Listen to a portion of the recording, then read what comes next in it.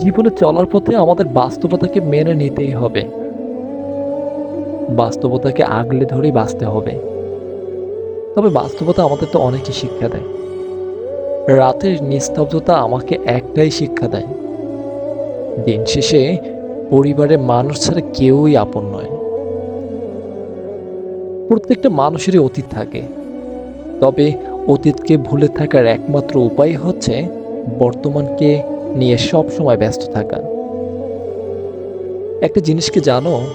যখন তুমি কারো প্রতি অত্যাধিক মায়া বাড়াবে, ঠিক তখনই তুমি তার কাছ থেকে অবহেলার পাত্র হয়ে যাবে। সত্যি কথা বলতে কঠিন হলেই এটাই বাস্তব।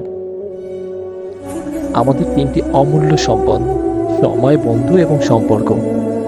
এই ৩টি অমূল্য সম্পদ আমরা বিনামূল্যেই পাই। কিন্তু তাদের এই আসল মূল্য আমরা বুঝতে পারি ঠিক তখনই, যখন তারা আমাদের জীবন থেকে হারিয়ে যায়।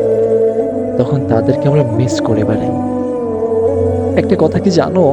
জীবনে চলার পথে যাকে সবচাইতে বেশি ভালোবাসবে, সেই মানুষটি তোমাকে বেশি কষ্ট দেবে। যত বড় হবে ততই বুঝতে পারবে এই দুনিয়ায় প্রয়োজন ছাড়া কেউ প্রয়োজন হয় না। হ্যাঁ, এটাই বাস্তব। কি অদ্ভুত, তাই না? কেয়ার কম করলে তুমি তাকে হারিয়ে ফেলবে, আবার কেয়ার বেশি করলে সে তোমাকে ব্যথা দেবে। সবচেয়ে ক্ষতি, এটা কিন্তু সত্যি, তোমারই হবে। আমাদের কত কিছুই তো মনে পড়ে, যখন অভিযোগগুলো গম্ভে মরে, আবদারগুলো গলা টিপে ধরে, আসলে কান্নাগুলো দীর্ঘশ্বাস হয়ে ঝরে। ঠিক তখনই মাকে খুব মনে পড়ে, যখন কর্তব্য পথ আগলে রাখে, চাহিদাগুলো বিবেক লুকিয়ে রাখে, একটা ছুটির আশা আমাকে ব্যাকুল করে।